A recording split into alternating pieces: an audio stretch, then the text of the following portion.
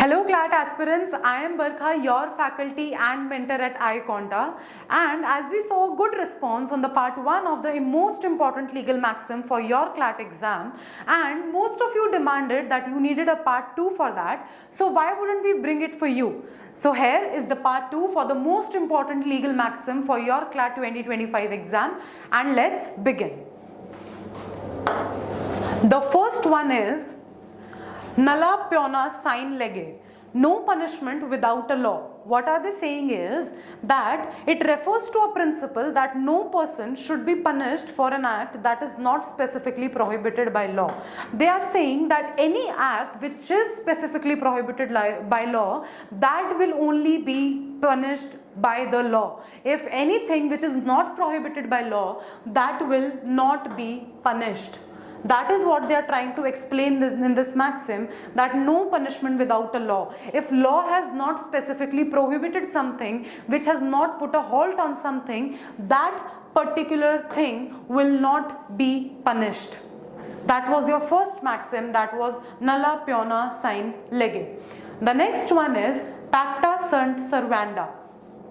What does this means is, and this is the maxim that will mostly help you in law of contracts, and which means agreements must be kept.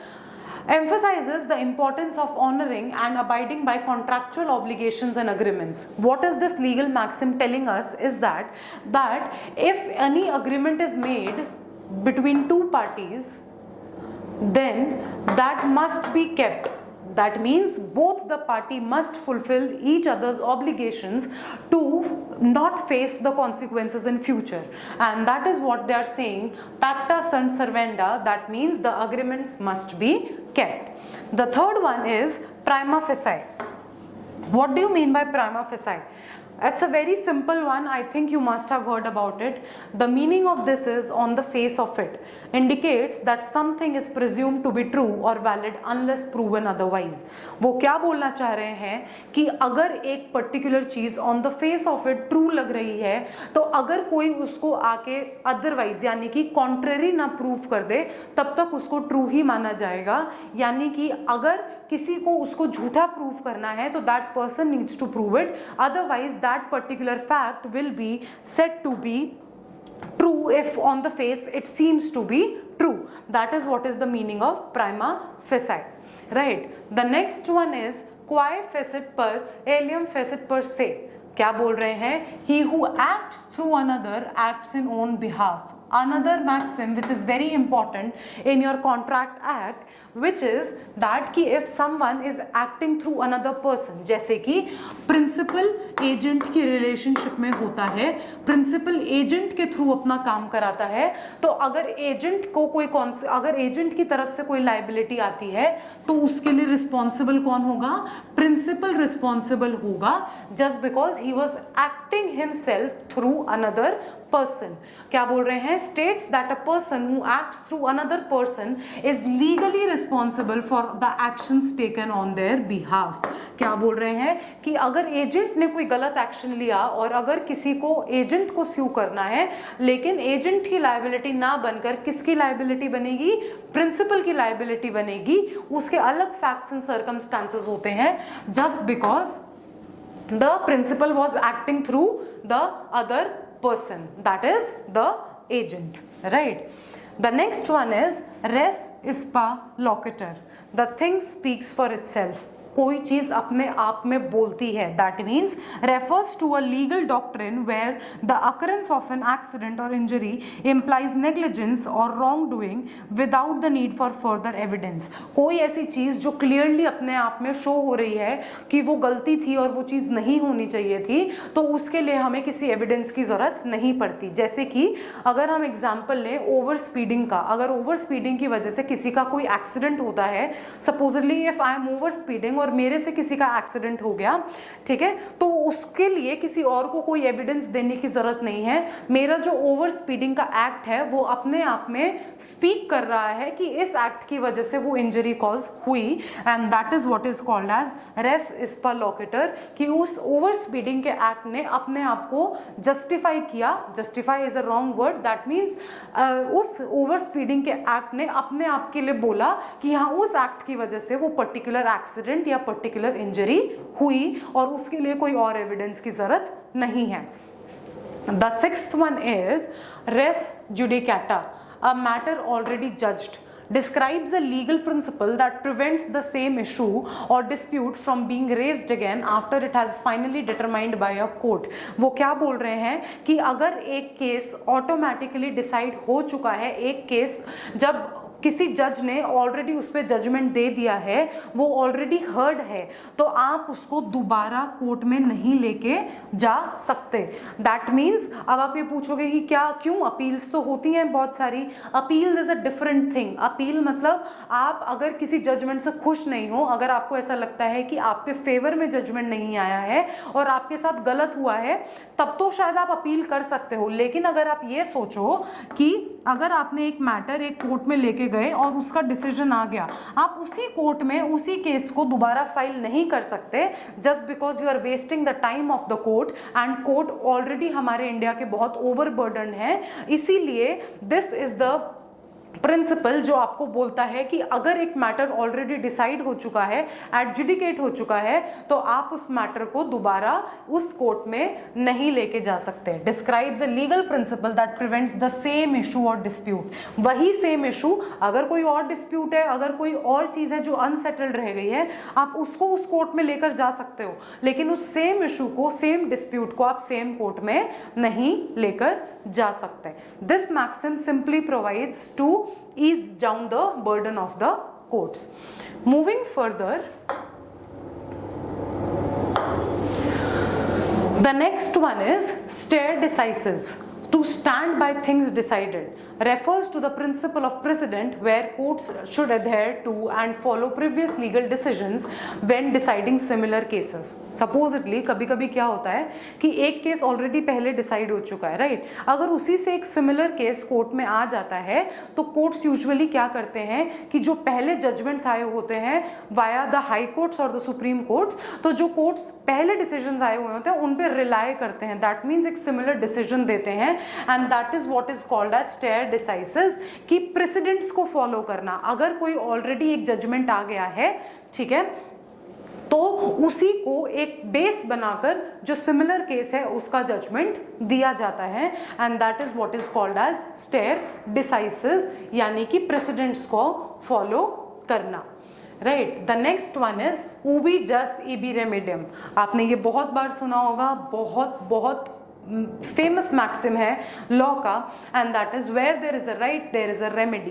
क्या बोल रहे हैं? That if a legal right has been violated there should be a corresponding legal remedy और recourse available to the address the violation. क्या बोल रहे हैं कि अगर कोई भी, अगर आपका एक लीगल राइट है, ठीक है, अगर वो वायलेट होता है तो उसको, आपको उसकी रेमेडी मिलेगी ही मिलेगी। जहां लीगल राइट है वहां लीगल रेमेडी होगी ही होगी।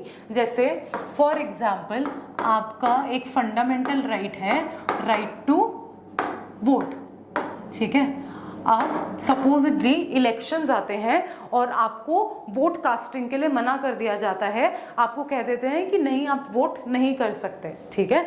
यहाँ पे क्या हुआ, आपका जो लीगल राइट है वो वायलेट हुआ, तो आपको इसकी क्या रेमेडी मिलेगी? रेमेडी ये हो सकती है कि आपको कॉम्पनसेट किया जाएगा उस चीज के लिए, ठीक है। तो वो क्या बोल रहे हैं कि अगर कहीं पर भी कोई लीगल राइट है तो उसके साथ साथ उसकी एक लीगल रेमेडी होगी ही होगी अगर वो वायलेट हो रहा है।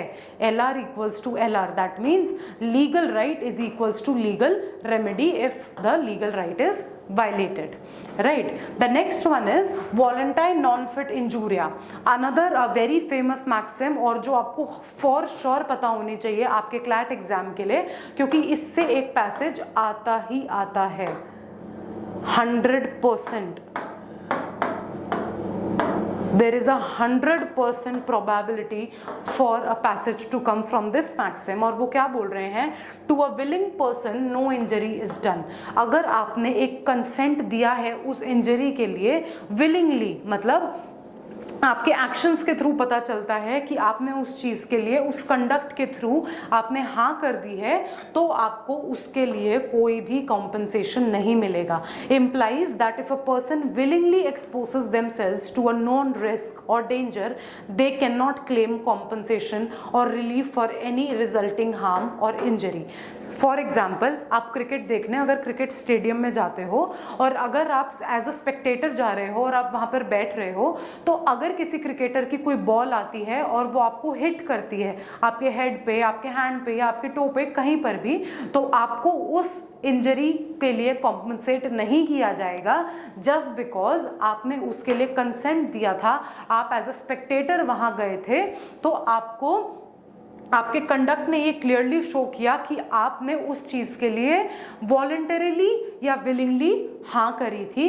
एंड दैट इज वाई कि अगर आप कोई चीज विलिंगली करते हो या आपके कंडक्ट के थ्रू ऐसा प्रूफ होता है कि आपने उसके लिए हाँ कर दिया है, तो उसके लिए आपको कॉम्पनसेशन नहीं मिलता. द नेक्स्ट वन इज नेमो डेबे एसे जुडिक्स इन प्रोपरा कॉजा. No one should be a जज इन देयर ओन कॉज. अगर आप अपने ही केस में खुद जज बन जाओगे, तो क्या आप अपने फेवर में डिसीजन नहीं दोगे? Simple. That is what this maxim is saying. Establishes the principle of impartiality, stating that person should not decide a case in which they have a personal or financial interest. अगर आपका उस case में financial interest है या कोई personal interest है, तो आप उस केस को डिसाइड नहीं कर सकते, आप उस केस में जज नहीं हो सकते. और ये क्या प्रिवेंट करता है? ये क्लियरली सिर्फ इतना दिखाता है कि आप इम्पार्शियलिटी को प्रमोट कर रहे हो. क्योंकि अगर एक पर्सन खुद के केस में जज होगा, ठीक है, तो वो उसके 100% चांसेस हैं कि वो अपनी तरफ खुद एक बायसनेस दिखाएगा, एक पार्शियलिटी दिखाएगा. That is what is the meaning of नेमो डेबे एसे जुडिक्स इन प्रोप्रिया कॉजा, कि आप खुद के केस में जज नहीं हो सकते. द नेक्स्ट वन इज इग्नोर्शिया फैक्टाई एक्सक्यूज इट. ये हमने एक ऐसा कुछ लीगल का भी पढ़ा था, इग्नोरेंस ऑफ फैक्ट एक्सक्यूजेस, और हमने इससे ऑपोजिट पढ़ा था ignorance of law is not an excuse. आपको याद आया होगा शायद, वो क्या बोल रहे हैं कि लॉ को आप इग्नोर नहीं कर सकते, आपको आपकी कंट्री का लॉ पता ही पता होना चाहिए. सिमिलरली वो यहाँ बोल रहे हैं कि अगर आपको कोई फैक्ट नहीं पता, अगर आपको कोई बात नहीं पता जो आसपास हुई, या किसी पर्टिकुलर फैक्ट के बारे में आपको नॉलेज नहीं है, तो उसके लिए आपको एक्सक्यूज किया जा सकता है, क्योंकि आपसे ऐसा एक्सपेक्ट नहीं किया जा सकता कि आपको हर एक फैक्ट पता हो. Suggests that a person may be excused from a legal liability if they were genuinely unaware of certain factual circumstances. अगर आपको कोई factual circumstances नहीं पता, then आपको liability से excuse किया जा सकता है. The next one is parens patriae, parent of the country.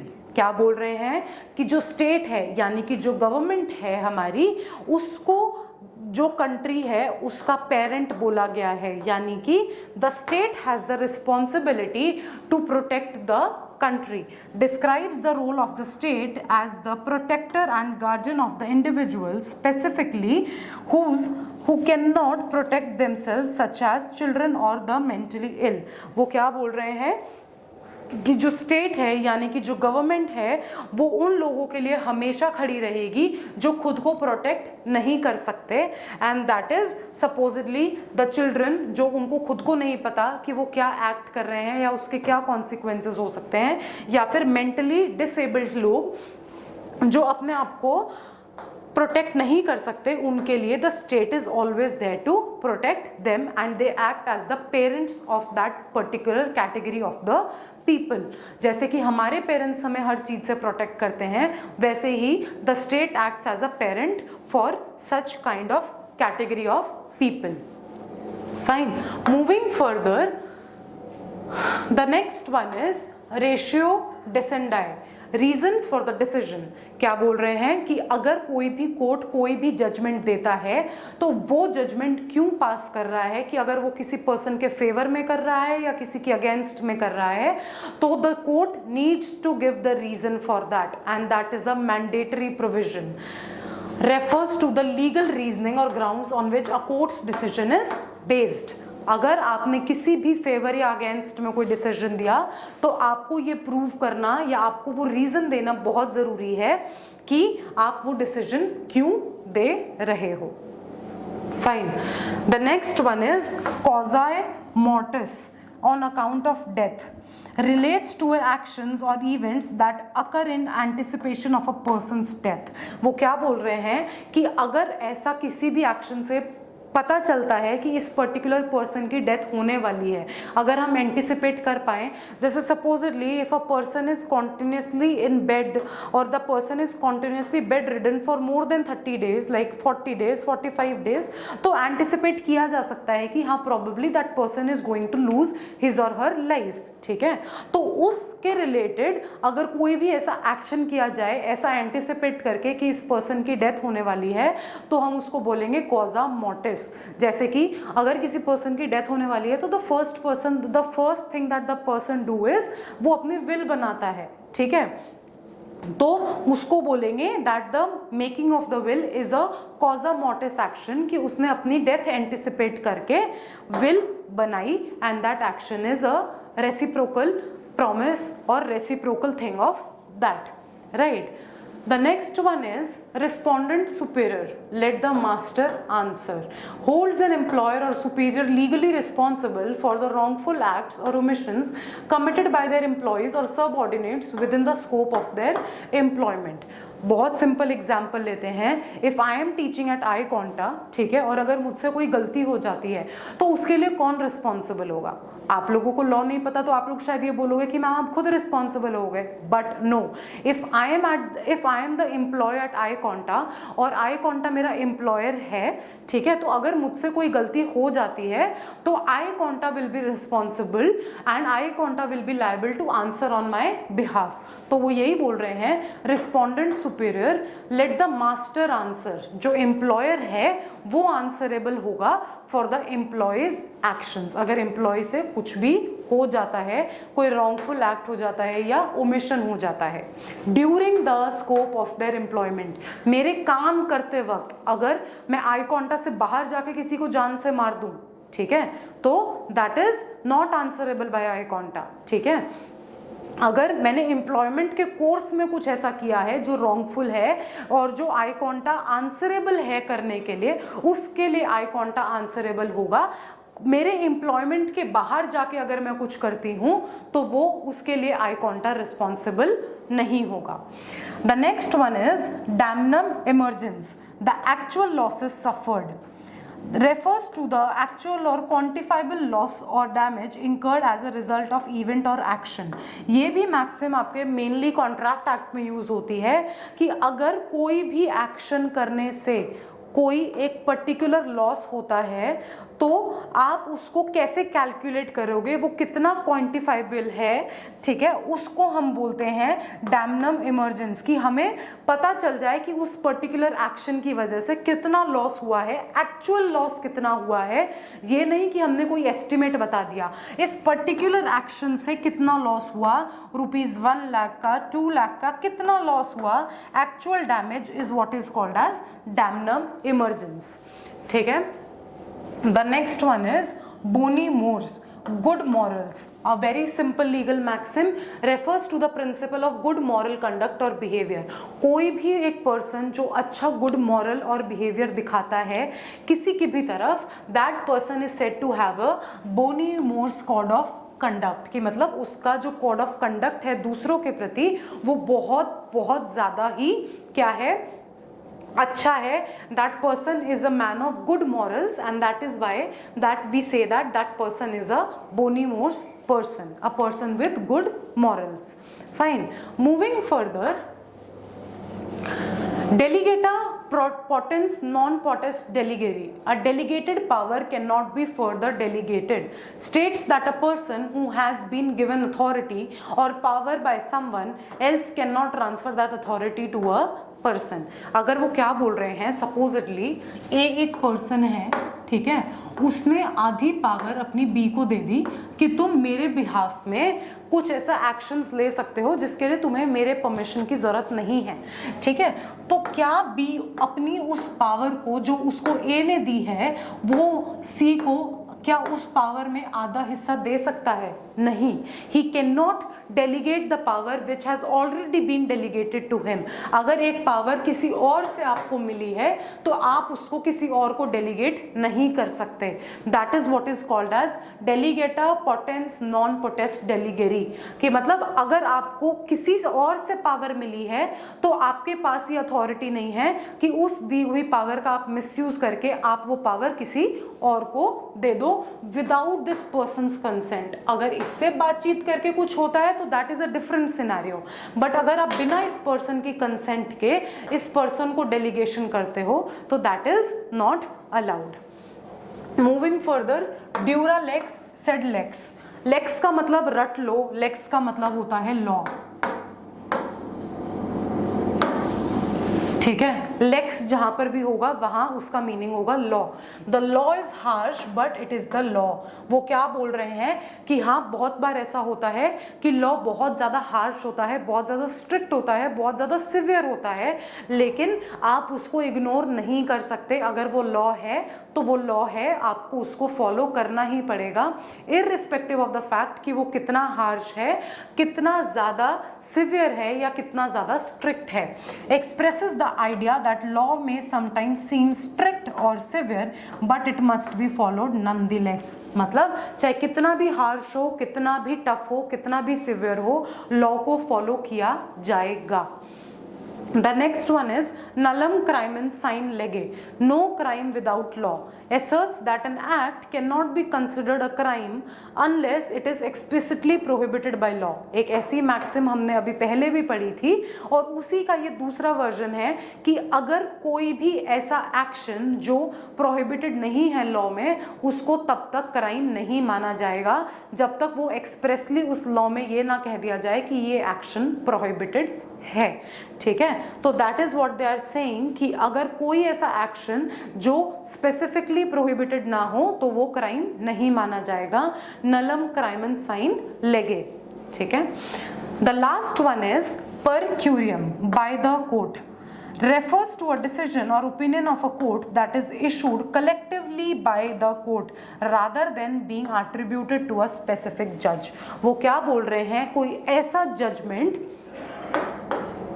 पर क्यूरियम, कोई ऐसा जजमेंट जो एक पर्टिकुलर जज से रिलेटेड ना हो, दैट मीन्स एक पर्टिकुलर जज ने उस जजमेंट को पास ना किया हो, सारा जो पूरा बेंच है, जैसे सुप्रीम कोर्ट का आपको पता होगा कि 3 जजेस बेंच होता है, 5 जजेस बेंच होता है या 7 जजेस बेंच होता है, तो सारे जजेस ने यूनानिमसली उस डिसीजन को पास किया हो, that is what is called as per curiam. मतलब एक डिसीजन जो पूरे सारे कोर्ट के सारे जजेस ने मिलकर दिया हो, that is called as per curiam and not specifically from a single judge। So these were the most important 50 legal maxims for your CLAT 2025 exam। If you want any such more videos जो आपको लगता है कि that will be important for your CLAT 2025 exam, do let us know in the comment section and I will be back with such videos। Thank you and here I'm signing off।